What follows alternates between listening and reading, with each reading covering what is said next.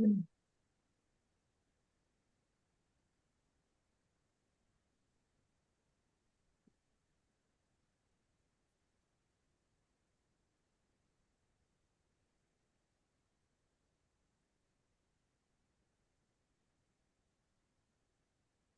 Om.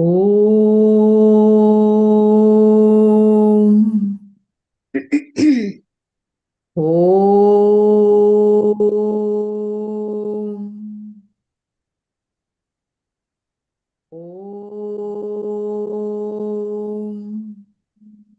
Om Sahana Sahana Bhavatu. Sahanau Bhunaktu Sahaviryam Karavavahai Tejasvinavadhitamastu Mavid Vishavahai. Om Shanti Shanti.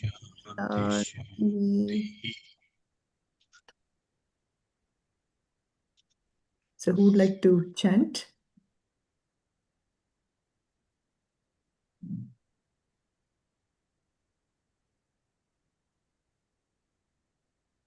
I'll chant. Yeah, please go ahead. But before that, I just want to check. Somebody's IT here is 101112. That is Suresh. Suresh Vemuri. Memory. Okay, okay. Very good. Very good. Just wanted to check. Yeah, please go ahead, Anandji.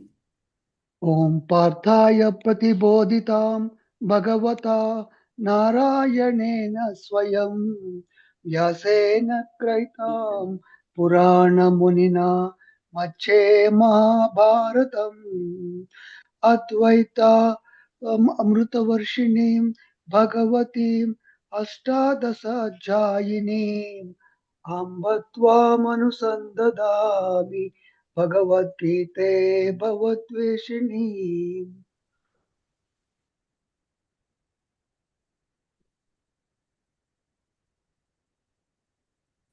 The next two. नमोऽस्तु ते व्यासविशालबुद्धे पुल्लारविन्दाय तपत्रनेत्र येन त्वया भारततैलपूर्णः प्रज्वालितो ज्ञानमयप्रदीपः प्रपन्नपारिजाताय तोत्रवेत्रैकपाणये ज्ञानमुद्राय कृष्णाय गीतामृदुदुहे नमः. वसुदेवसुदं देवं कंसचारूणमर्दनं देवकी परमानन्दं कृष्णं वन्दे जगद्गुरुम्.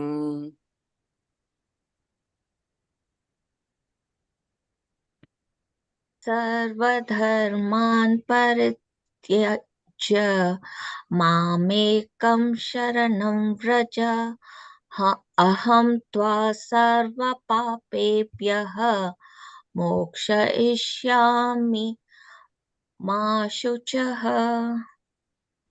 Great. Thank you.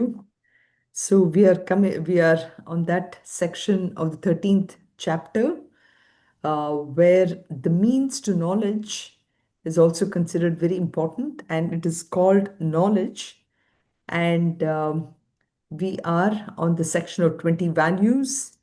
So far, we have actually uh, done about, so we talked about last time that, the gap between us as a jiva and us as an Ishvara is really where the entire transformation or the progress that needs to be made in order for us to progress in our spirituality. So far we did these five values, and yes, we are going a little slow, mainly because each of these values are so very important, and this is actually the cog in the wheel, if you want to say, or the blocks which is really preventing us from moving ahead. So we did these five values: amanitvam, adhambitvam, ahimsa, kshanti, and arjavam. Each one in its own way, really reducing the gap, like I said, between who we think we are as a jiva and Ishvara. So, and all this is actually only in the mind. It is, as I have in my next slide, they are all nothing but an attitude change that needs to be made. There is really no major physical exertion. I wish there was, just like we get on our treadmill or elliptical and we are able to monitor, the amount of calories we're burning or whatever. I wish we could actually monitor that by mentally. Um, uh, in fact, we can do it if we want to, if we have a kind of a journal and we are making note every day on where, we are kind of going wrong with this practice of these five values, at least as of now, what we're talking about. But that is where this 20 values really helps a lot. It is the aspect of changing the attitude within us. So, in each one of these values, we come to realize how much we think about ourselves, and every knock on our head which we go through with the experience, it really brings back to the fact that, guess what? It's not the disrespect that people have. It's not that as if somebody's really hurting me. It's not that somebody did not welcome me, somebody did not honor me, somebody did not value me. It's all none of those things. All of them is actually in our own head. And through the proper attitude, we can actually change. So, in here, that is why these values have been given. We are still in that kind of the lowest level of this pyramid, which I'm showing here. And the reason for that is this is really where a major amount of changes. And that's why I think this pyramid is a nice way of looking at it, because once this part of it is taken care of, this other part of it, the second level here, which is detachment or equanimity, and all this will kind of automatically come about. And even though, maybe we can think about this 80-20 Pareto rule, you know, where literally just for that 20% of this 80% of the effort is required. And that is what we see here in this pyramid. A major amount of the progress that can happen within us is when about 80% of the garbage that can be taken from our minds, and that happens through all these six values that we are looking at out here. So that is where this 20 values we are looking at. Today we will look at Acharya Upasanam and Shaucham. And as another thing to look at these values is the values are getting more and more and more subtle, actually. And even up to here, amanitvam and adambitvam is where most of our lives really get stuck. And from there on, when we understand these values correctly, this is where ahimsa comes into play, where ahimsa, as we have discussed before, is not non-violence at just a physical level, but it's more so at the mental level. And once we do that, we actually uh, get to the level of a very active acceptance. It is not a passive acceptance. It is not, kshanti can mean forbearance. Forbearance means titiksha, but forbearance not from a point of view of just passively accepting, saying that, after all, what can I do? I'm a small person or whatever. It's not like that, but with the idea that people can be of various kinds. And our acceptance many times doesn't come in, mainly because we expect them to behave um, the way I want them to behave. But once I have that acceptance that everybody have their own unique value, not values, basically positives and negatives, knowing that even I have a lot of negatives, if other people can accept me, why can't I accept others? So that's where this Kshanti is a very powerful value. And Arjavam, of course, is straightforwardness, being straightforward in what I think, what I say, and what I do. So, in all this, when there's complete alignment, that's where Arjavam is. So, this is why, this bottom rung of this pyramid is an important aspect, because that's where most of our problems really come about. So, yes, this is still only part of verse number 8, but the reason we are spending that time again is how critical each one of these values are.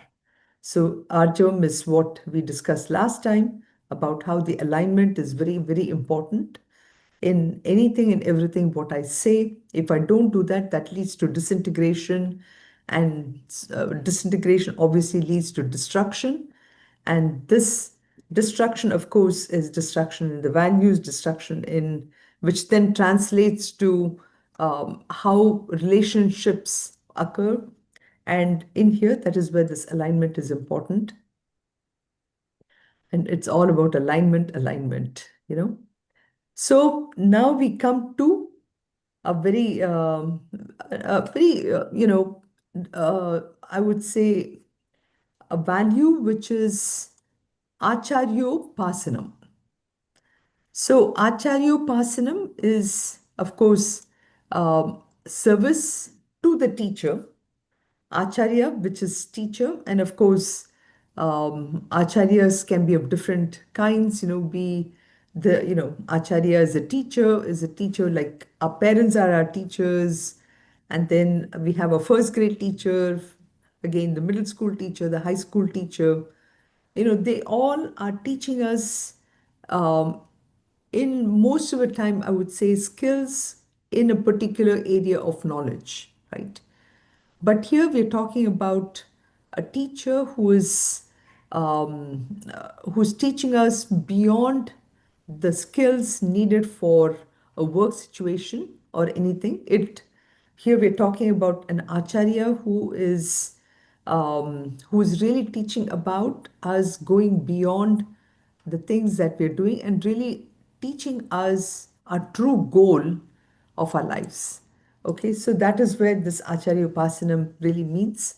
So, Acharya Upasanam basically means giving respect actually to a master, giving respect, service to the teacher, and we will look into all this in today's session itself.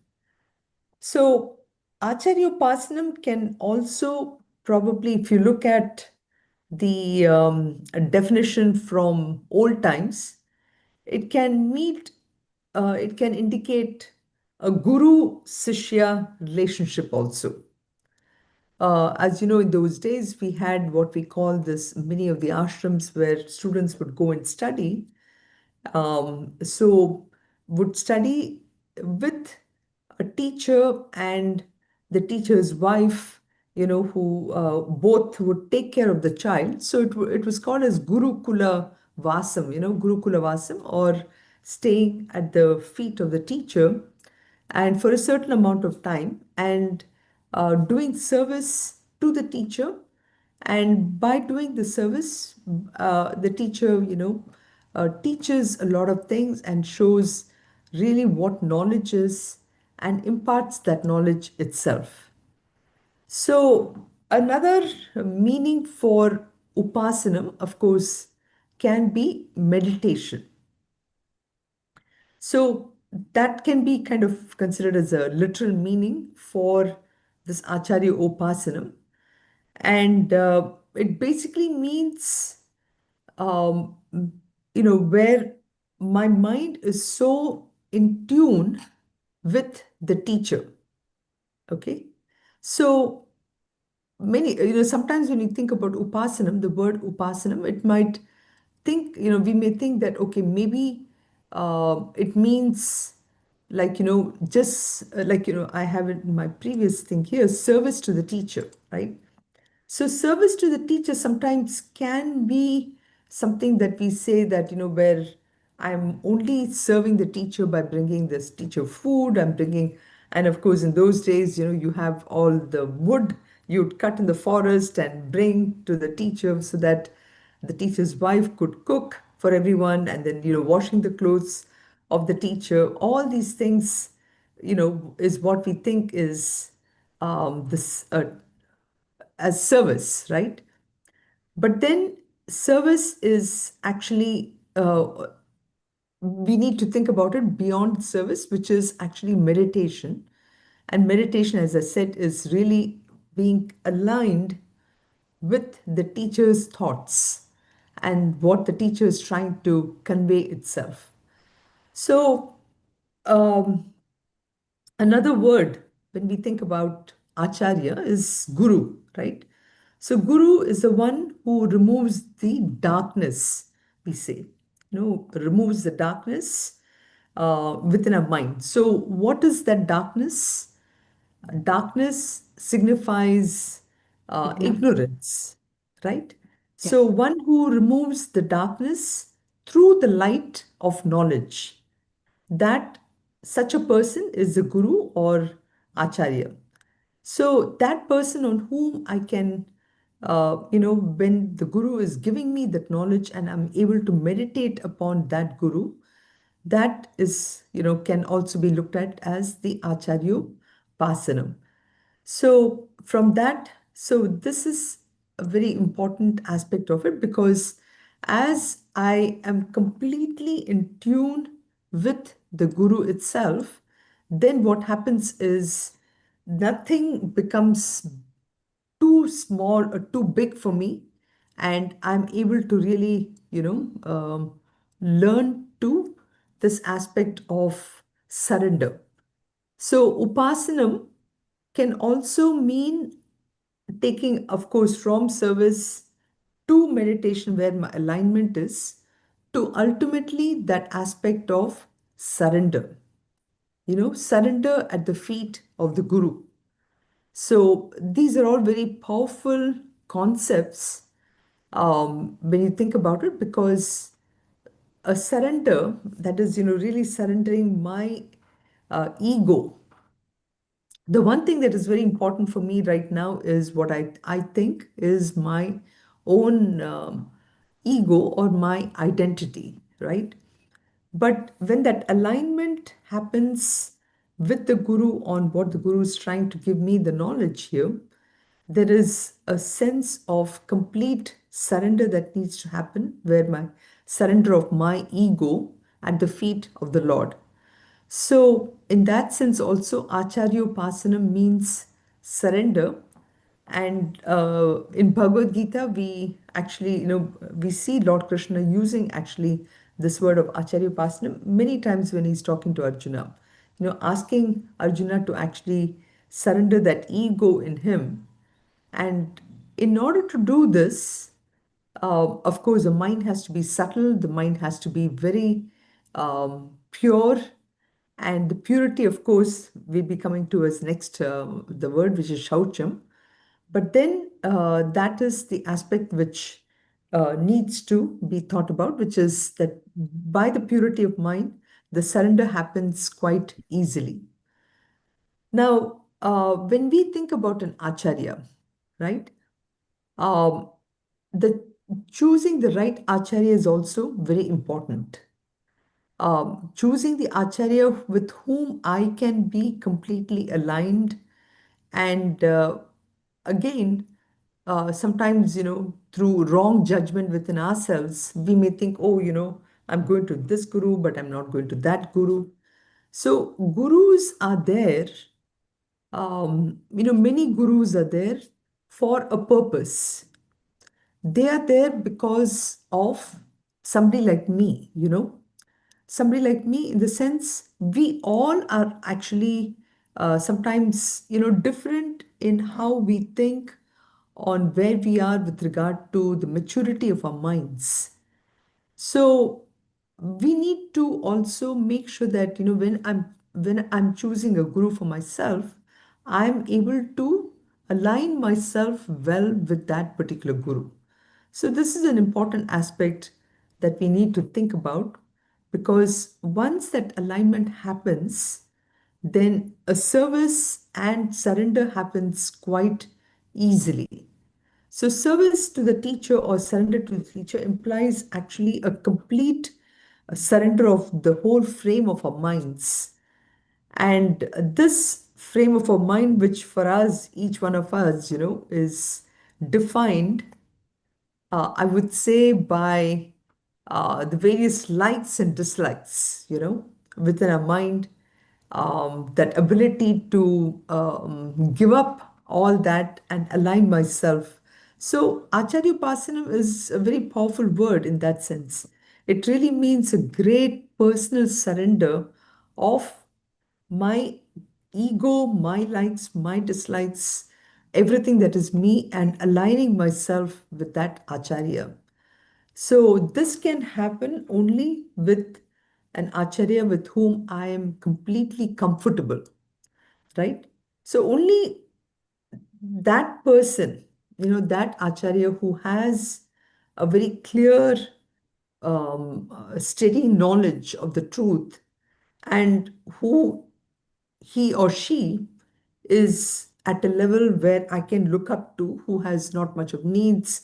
Only such a person can actually be a teacher, a real teacher, to whom I can serve. So when Krishna in Bhagavad Gita tells that Acharya Upasanam is, a value for jnanam, as we said, jnanam, which is a means, it should be understood that the teacher at whose feet the student surrenders must be a teacher of such great integrity and freedom from need from anything. The teacher is not depending upon the student for any kind of service or anything, but by doing the service, the student gets benefited by that aspect of surrender.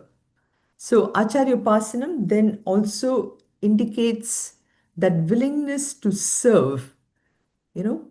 Um, Many times, we feel that, we are so lucky to have gotten a certain job from where I can get a lot of money and position and all that, right? But even more than that is uh, where we can count ourselves lucky is where we've had an opportunity to be able to serve a great master. So that is really the highest form of service. So that willingness to serve, it basically means that I'm ready. I'm ready to give up everything that I have. And it is actually done in a spirit of lot of happiness that, I have been given that opportunity to serve. That how many people can really get that opportunity? So, in this regard to that willingness to serve is where this Acharya Upasanam as a value becomes very important. And from the aspect of the student, so in this Guru Sishya relationship, if you want to think about it, um, there is no give and take. It's not as if the student is giving, and in return he's taking the knowledge, but actually the attitude is on the aspect of the student that he should be able to give and give and give. So that aspect of it really comes across well in this value of Acharya Upasanam. So through that aspect of being able to give, our ego reduces.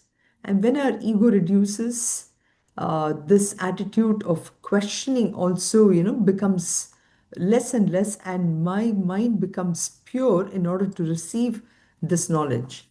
So that is the most beautiful thing of this particular value.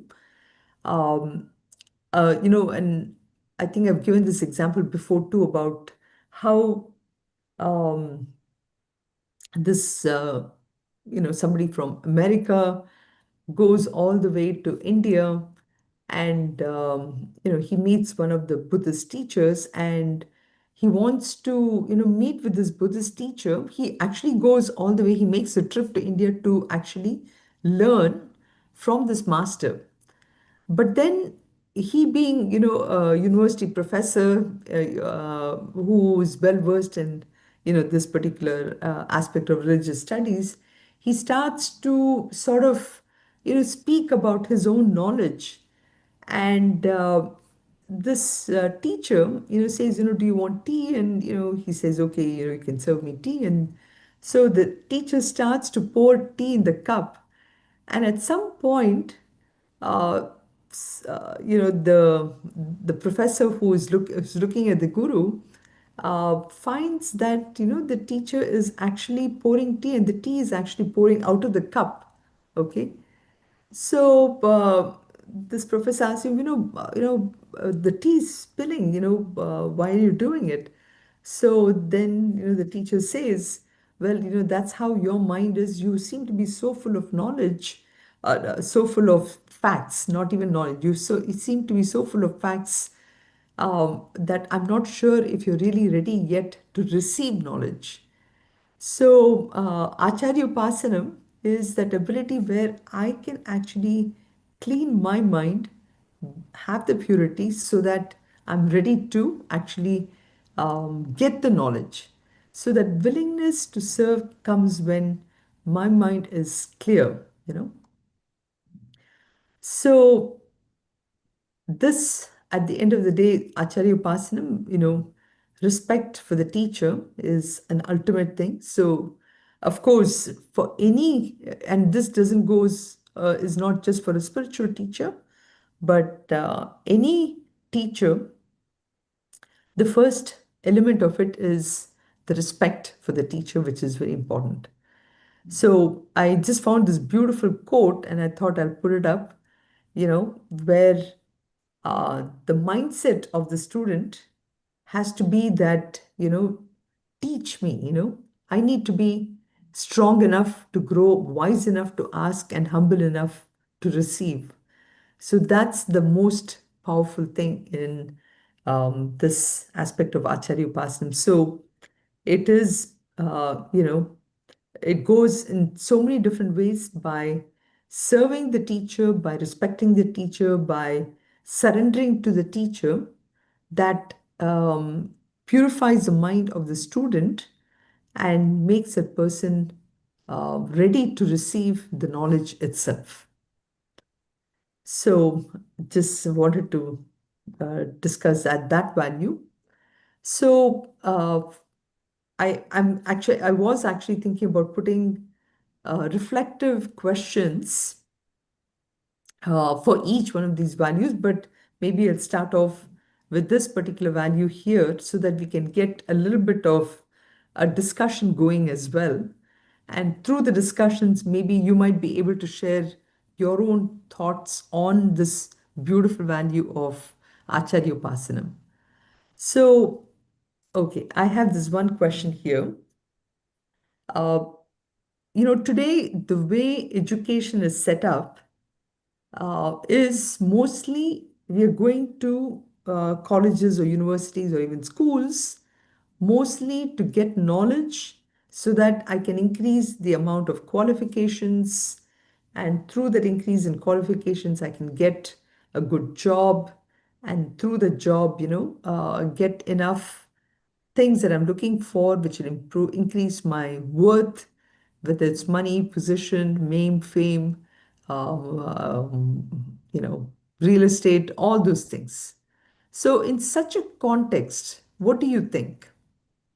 Is it necessary for us to gain the self knowledge despite our achievements, qualifications, and all the modern day technologies, which, right now AI is coming up more and more and more and taking over our lives.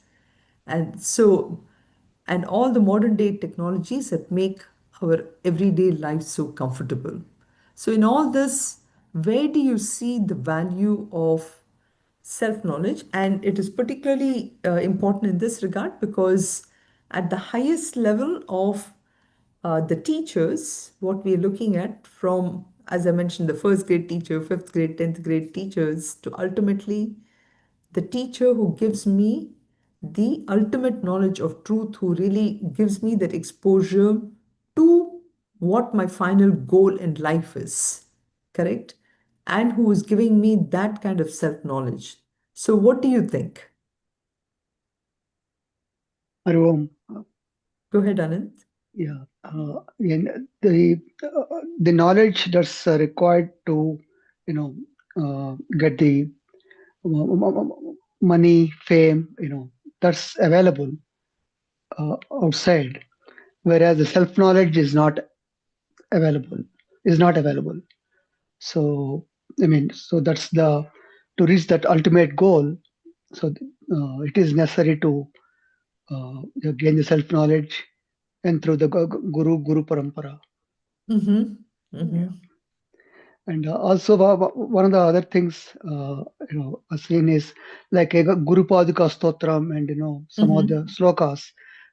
The interpretation what I heard was the no the Guru Paduka, and then all that it stands for the values where the Guru stands.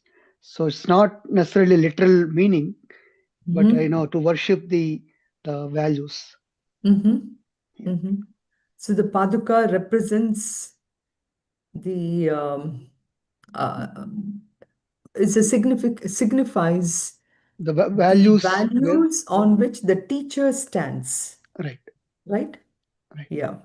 Mm-hmm.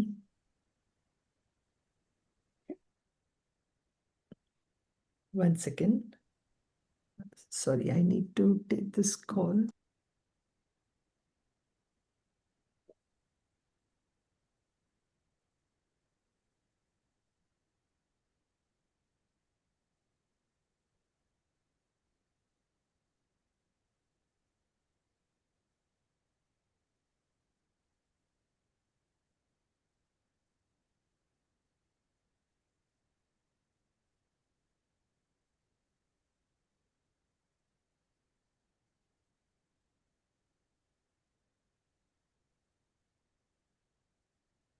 Yeah, go ahead. Anybody else wants to? Uh, Uh, uh, yes, go ahead, yeah, Suresh. Hari Om.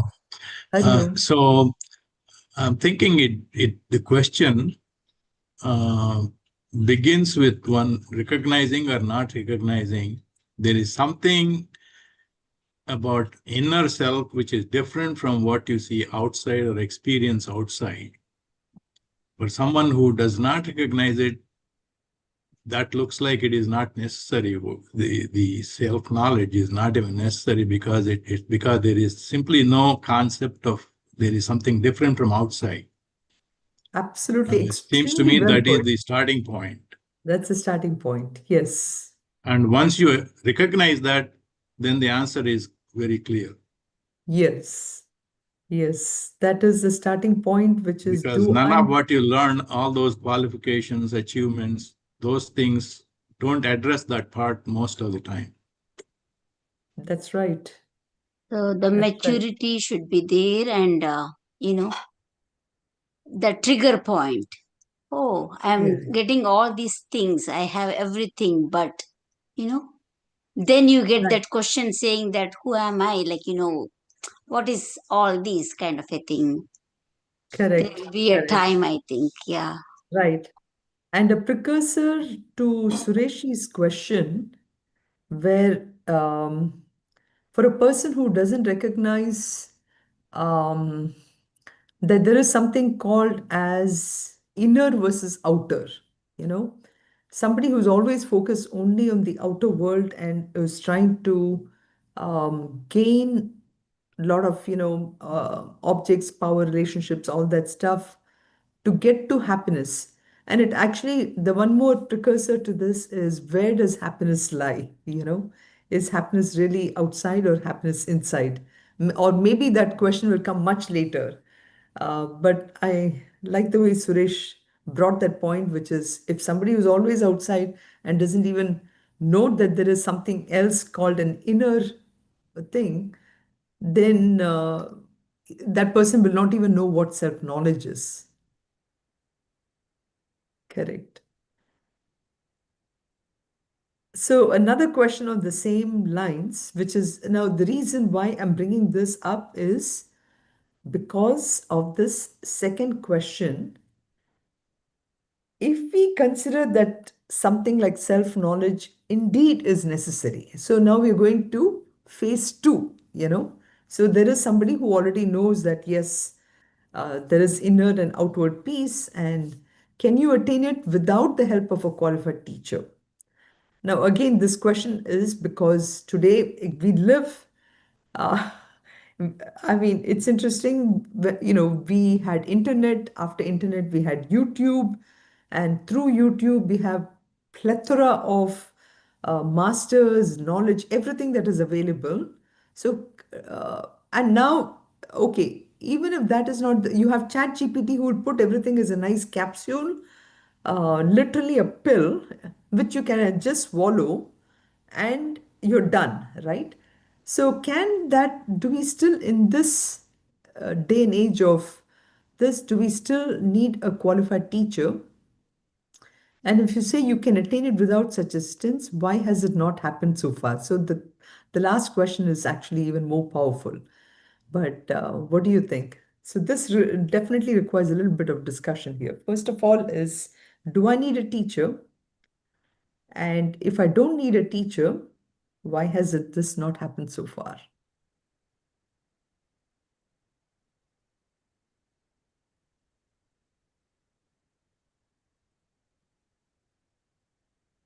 Hariom. Yeah, Uh, go ahead, Anand. yeah, I mean, some people like I would say Ramana Maharshi, they, they realize by themselves. There are more people, that way.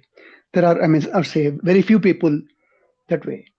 But for the rest of the, you know, rest of us, we need to go through a qualified, a guru, because the questions, I mean, as we can maybe we can learn from different sources, but the questions are not clarified, then that may not lead to the right path, or it goes to a very slow path.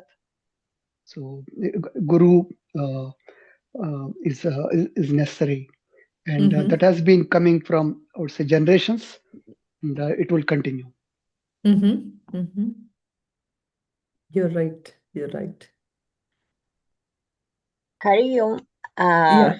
Savarna? I'm continuing on what Sureshji was saying. If first of all, if you don't even, there are is first you have to know that uh, whatever knowledge you have, you're happy with it, you're content with it, you don't want anything extra, then you're not even going to look for that spiritual, knowing your true self. You're not going to even venture that side if you're content with all the materialistic knowledge that you have, and with the prosperity and with everything that you're getting. If you're content with it, you're not going to go to the spiritual side of the thing. But if you are balanced and you want to actually, it's like it's going to be two different aspects, right? First is the aspect that you're content in your own life. You don't, in the materialistic part of the world, you're content with it and you don't bother about kal jo hai kal hai. Today I'm Mm-hmm. happy, I'm content, that's it. That is the first kind. The second kind would be that, no, I am here today, I'm prosperous today, but how did I get here? What is it that brought me here? If someone does self reflection on that, that person is going to look for a guru who is going to help that person achieve that kind of Mm-hmm. that will be able to guide the person get the answer, not give the answer, but guide the person to get that answer. So Mm-hmm. yes, the guru is needed. If you say you need assistance in finding that self realization, then you need help. It Mm-hmm. could be, it has to be in my case, it has to be a physical person who has to teach me how to figure it out. It cannot be chat GTP or something like that. It has to be a physical person. So Right. that is how I look at it. Either you Mm-hmm. want it or either you don't want it. Two Mm-hmm. different. But people who say that they got it from just looking at, you know, the technology does help you, but I just can't figure out how it will help us with attaining this kind of uh, self Mm-hmm. knowledge. Maybe Mm-hmm. it'll give you peace. We watch some funny videos or Right. something like that where there's Yeah. temporary peace, just for some Right. time, not the Right. happiness from within. It is just that the mind, when it is Right. too agitated, maybe we can control, maybe it'll calm it down for some time, but it is external Yeah. stimuli, so it's not going to be long lasting. So if it Right. has to be Exactly. internal, it has to be, Yeah. if the peace has to be everlasting, then it has to be internal. Right. That is Right. my So take. coming back, I know. Right. So coming back to the need for a guru, I think that is where we are focused on. And I think this is this, especially this question is very valid because more and more, we are looking at newer and newer technologies that's going to come up, and AI. I don't know where it's going to go. Is it really going to make a huge difference, or is it going to destroy the world? Whatever. Before that, we still have to think about how do we bring self knowledge upfront to children, and maybe that is a good question to think about after this third question I have here. How important for you is a competent, qualified teacher who will help you realize your true identity? I think, in a way, this question we already answered it. We do recognize, I mean, Suvarna mentioned she needs a physical guru. I think we all need a physical guru for sure. And we have many gurus who would be the right person for us. I think that is also there. Even YouTube can be a guru, provided the only problem is YouTube is inert and YouTube is not going to know what my mind is thinking, right? Who will see that? That is exactly the reason for a guru. You know, we need a guru who understands who I am and take me out from where I am and take me up. That YouTube is not going to do, right? Um, so this is why we need a physical guru who will do that. All the books, everything can take us to one point, but beyond that point, we need that, that's why this nowadays in a very simplified fashion at work, and this one we have what we call this is a mentor-mentee relationships. So that mentor-mentee relationship, so ultimately it's the same thing. Acharya Upasanam is a mentor-mentee relationship, but it's much, much more powerful because a mentor is for life, an acharya is for life. A mentor can be only for that particular area, right? Anyway, I just thought I'll put these three questions for you to think about because this is a very powerful value because it is hitting something. Um, okay. So now going to the next value, which is Shaucham. So what is Shaucham? Shaucham is basically, again, going back as a segue from the previous one. If my mind is pure, then whatever the teacher is telling me, I will be able to absorb it right away. You know, so it's like the same mirror. If the mirror is really dirty, it will not reflect who I am. So, the same thing. So, how do I bring that purity in my mind? It's only by first recognizing that my mind is dirty, right? But here, Shaucham can be thought about in two ways. The first one is, of course, external cleanliness, which is easy. And the second one is my inner cleanliness. So Shaucham is the purity, and this purity is something which we really need to think about, and how we can bring that value closer to children. I mean, uh, I guess Bahya Shuchi is also something which is decreasing these days. I mean, earlier when people of our generation, taking a bath in the morning, first thing in the morning, was considered as the most important thing. But now, for most of our kids of Gen Z and Alpha, taking bath as the last step before they go to bed is important you know so we have changed so much in terms of this cleanliness, even though it may be argued that India is a hot country and you want to be sure that you have taken a bath before you venture into the world, all that. But even in a cold country like US, for example, this taking a bath in the morning is important because it brings a freshness in how I deal with the day, right? So that's where the Bahya Shruti is important. The benefit is, of course, it makes you automatically wear clean clothes, have a clean self, all that.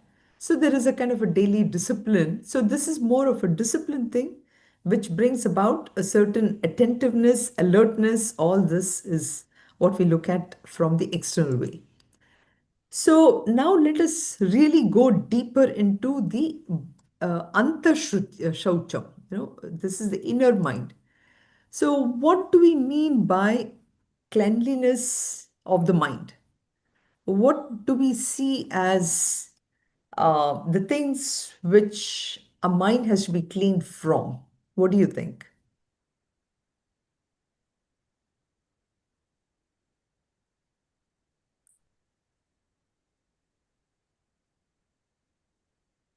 So, it could be any of them, right? Yeah, go ahead.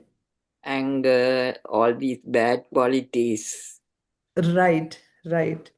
Anger, selfishness, Yeah, um, jealousy, envy, um, having a sense of possessiveness, or even the same thing, damba. We talked about dambitvam, manitvam, all that, all kinds of emotions, all kinds of frustrations, all kinds of, anxiety, all these things, all of them can be really put under the aspect of, you know, dirtiness, I guess, of the mind. And of course, and all this will lead to the external um, uncleanliness, if you will, of having a cluttered desk, not wearing proper clothes, not wearing ironed clothes, all that. So that is really what we're talking about here in terms of the purity of the mind. So then the question comes is, how do I really become clean? You know, uh, First of all, I have to recognize all these things which, in some sense, and even actually Raga Dvesha can also be considered as something which makes my mind unclean. So every day I need to do some kind of this cleanliness process, um, you know, to do this. So how do we do this? How do I, where do we start this process? Again, I'm pulling Sureshi's comment here, which is when he said, the first step is to recognize that my mind is not clean. How many people can really say that, you know, um, I have all these qualities. I have all these qualities which I really want to get rid of. So, uh, first, as always, the first step is it starts with satsang, right? Satsangatve nisangatve, nishalatatve, jivan mukti at the end of the day. But we emphasize this with our children too, right? As soon as we put them into school, whether it's starting with kindergarten, we always kind of emphasize, okay, who's your friend? Who's your best friend? We ask them as soon as they come back, we want to know about the friends with whom they keep. So that is at the level of the children. So for us, at the level of again, self-knowledge, then it comes to surrounding ourselves with people who are always not materialistic and who are really wanting to improve themselves, who are exhibiting qualities of love and compassion and service to the society. So that probably is the first step for us to start recognizing that aspect. And even, of course, surrounding ourselves with people who are disciplined, who tend to elevate me to, who I can look up to. So, surrounding ourselves with that, correct? So, that is the aspect. So, we are literally looking for people with uh, kind of saintly qualities. So we are looking for people are who have the ability, who are friends with everyone. Then we start to think, okay, how come this person is really friends with so many people? How come everyone loves this person? Well, maybe it's because this person loves everyone, you know. So this is where again the value of Shanti comes in, right? Shanti is acceptance of everyone. So, if that is the case, then I need to look at my own self. What is it about me that are people are running away from me? Am I exhibiting certain qualities which are something that I need to work on? How do I become clean? So, this gives me, so that's the first step for Shaucham. So in that sense, Shaucham is very, is important because it's kind of the compass or the mirror which tells me, what are the qualities I need to get rid of in order to become clean. And in its true essence, it basically means that it's a mirror for me which tells me how pure my mind should be. So it allows me to look inside and understand the clarity of mind can come only when I'm aware of my weaknesses. I'm aware of the qualities I need to get rid of, which again Amma already pointed out, which is, anger and jealousy and pride and sense of ego and all the emotions, all these. So that's what Shaucham is. So Shaucham is really about purity of mind. So again, let's think about this in terms of reflective questions. Um, and this is, of course, not for discussion as such, but something more of a reflection is uh, taking stock, I would say, taking stock of the values of the negative values we have.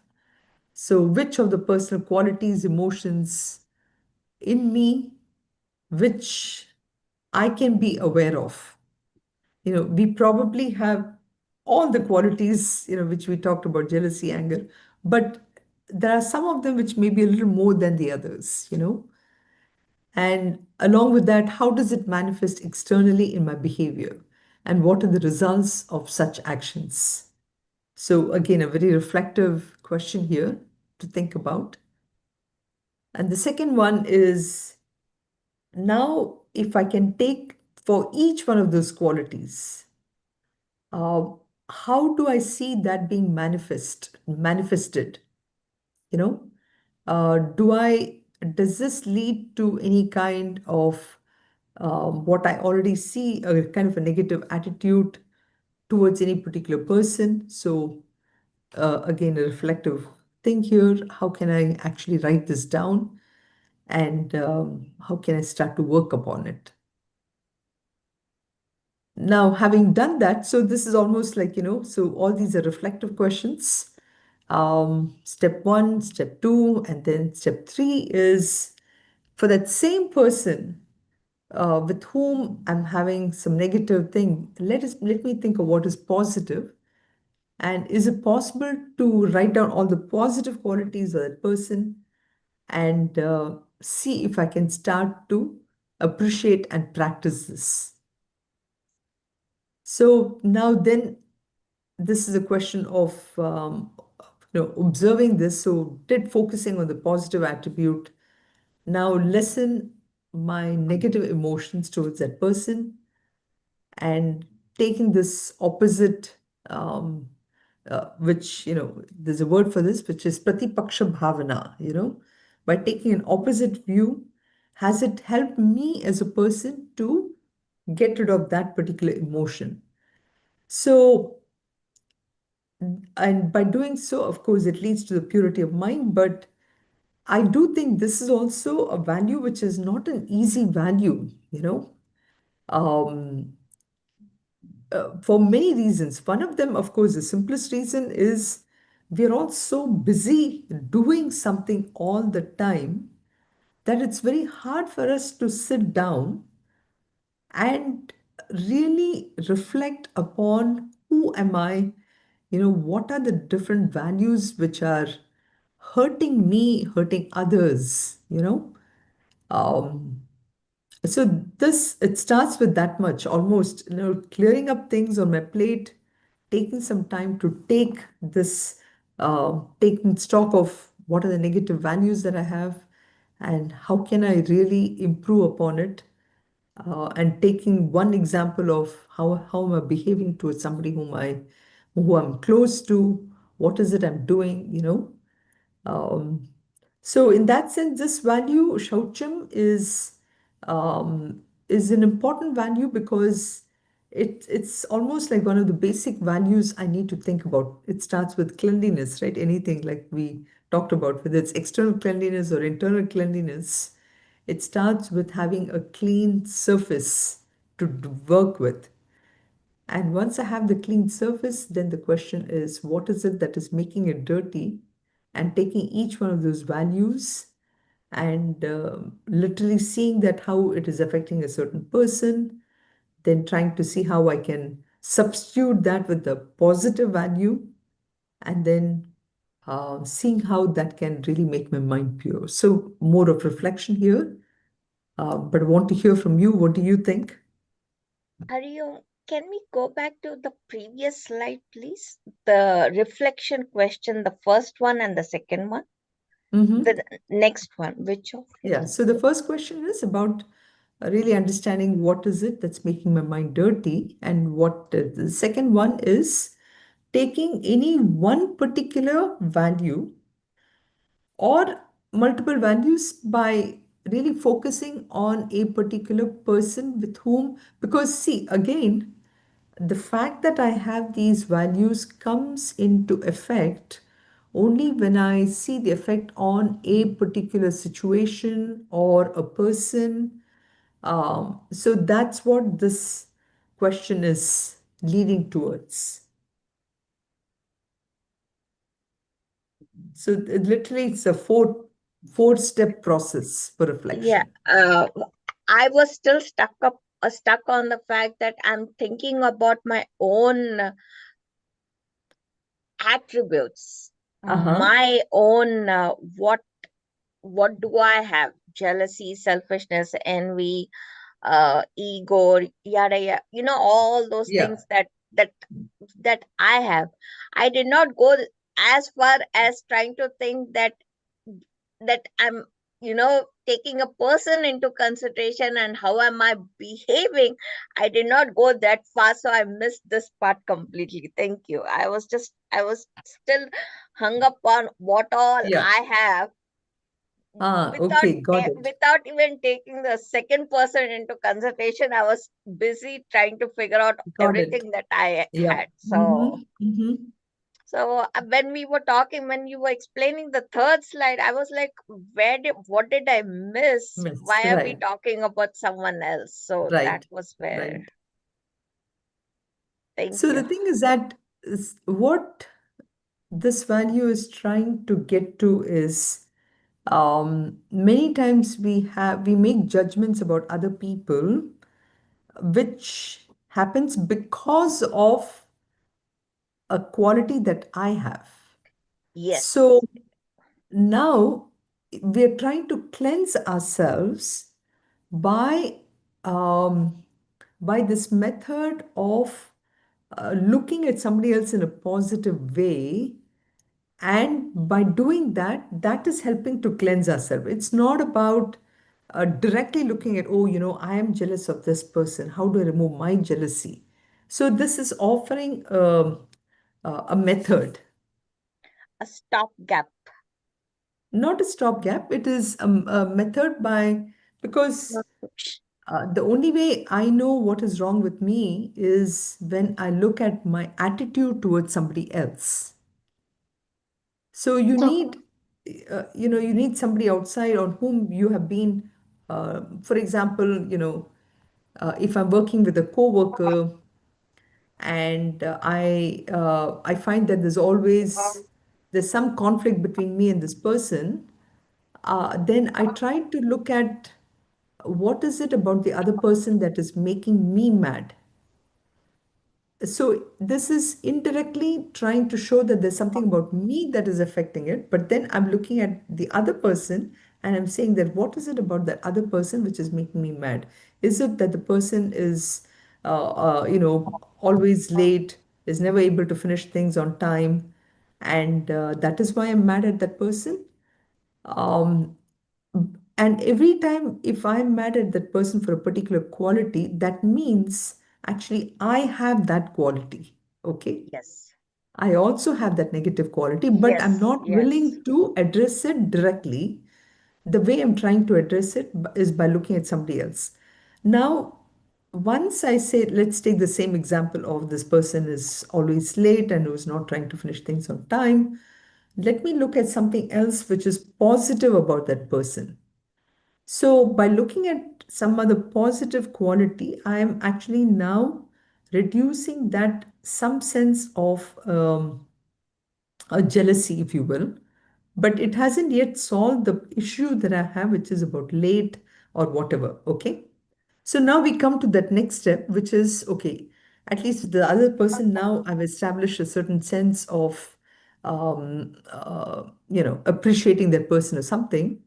But now I start to look at, okay, maybe I'm that kind of a person who is always late, and I'm that kind of a person who is not finishing things on time. Let me work on that myself. Once I do that, then I will be able to impress on somebody else on how to not be late and how to do things well. So, in that sense, this is a kind of a process. Okay. Yes. Thank you. so for this, we should have that knowledge and acharya who will say like Correct. this is right, this is wrong, kind of a thing. Exactly. Yeah. Right. So at some after we finish the 20 values, or even after finish one full section, we will Mm-hmm. be able to make that whole connection between all Oh, these okay. values. Yeah. But now itself you can see, um, by with this question, we get into this habit of kshanti. Oh, Kshanti is acceptance of that other person. Acceptance that nobody is perfect and everyone has s- you different. know yeah both positive and negatives, but so this is one way to cleanse my mind. So how do I clean my mind? I need some pointers. So this is why some of these things are given. Number one is, the first one was, of course, surround yourself with every good people all the time. But the next one is this aspect of finding out what is it about another person whom I can substitute with a positive quality and start loving the person. And then by doing so, I myself will be able to see what is negative about me. And then I start to cleanse. So this is where the introspection comes in picture. Correct, Okay. correct. That introspection, detection, Yeah. substitution. Yeah.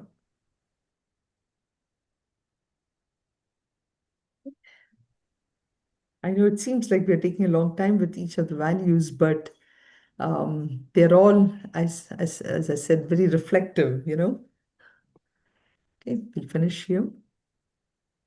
Oh, 10 minutes. सर्वे भवन्तु सुखिनः, सर्वे सन्तु निरामयाः, सर्वे भद्राणि पश्यन्तु, मा कश्चित् दुःखभाग् भवेत्. ॐ शान्ति शान्ति शान्तिः. ॐ पूर्णमदः पूर्णमिदं पूर्णात् पूर्णमुदच्यते, पूर्णस्य पूर्णमादाय पूर्णमेवावशिष्यते. ॐ शान्ति शान्ति शान्तिः. Hari Om Shri Gurubhyo Namaha. Hari Om. Thank you very much.